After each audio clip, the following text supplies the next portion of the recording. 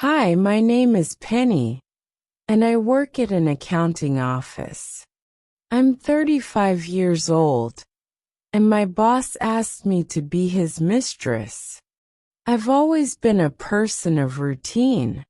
The rhythm of my life was simple, stable, and predictable, until Mr. Grant, my boss, destroyed everything. Mr. Grant is the owner of the office. He's in his early 50s, always dressed in impeccable suits, with a voice that fills the room and a presence that's impossible to ignore. He's a leader, he's married, and the golden wedding band on his finger gleams as a constant reminder of the life he's built. But what I didn't know, at least not at first, was what that perfect image hid.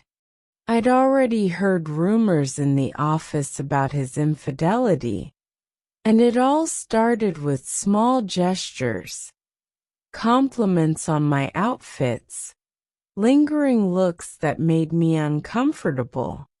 I tried to ignore it, thinking it was just in my head, until one evening, as everyone was leaving, he approached my desk.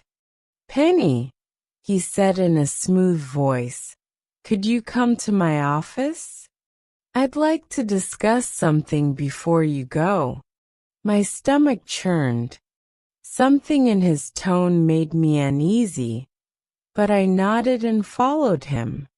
"Close the door," he said, settling into his chair.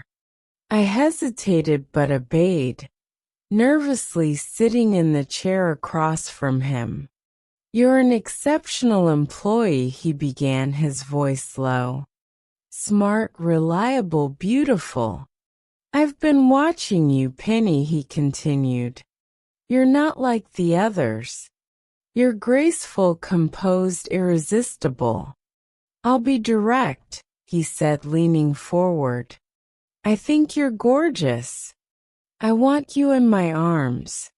I stared at him, unable to process what I was hearing. "I want you to be my mistress," he said, as if proposing a business deal. "And here's my gift for you." He slid an envelope across the desk. $5,000. "For you." The blood drained from my face. My heart raced as I stared at the envelope. "I'm not asking for much," he said softly, almost persuasively. "Just your time. Your company. I'll make sure you're well taken care of." I don't remember how I left his office. My legs carried me home, but my mind stayed trapped in that room. That night, I sat in my small apartment, staring at the envelope. It lay on the coffee table, a weight I couldn't bear. I felt disgusted, humiliated, and trapped. I needed that job, needed that paycheck, but I couldn't ignore what he had done. His words echoed in my mind, and with each repetition my anger grew. Then I remembered my mother's words. "You can lose many things in this life, but never lose your dignity. It's worth more than gold." The next morning, I arrived at the office early, carrying two things: the envelope and a resignation letter I'd written at 2 a.m. Mr. Grant didn't expect me when I knocked on his office door. "Penny," he said, surprised. "What can I do for you?" I stepped in and placed the envelope and the letter on his desk. "What's this?" he asked, frowning as he picked them up. "It's your money," I said firmly. "And my resignation." His eyes widened, but I didn't let him speak.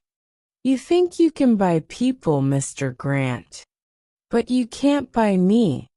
I turned and walked out of his office before he could respond. My heart pounded, but with every step away from that door, I felt lighter. When I reached the street, I looked back at the building one last time. I didn't need that job. I needed my self-respect, and in that moment, I knew I had reclaimed it. If you've ever faced a situation like mine, know this. Your worth is not determined by someone else's power.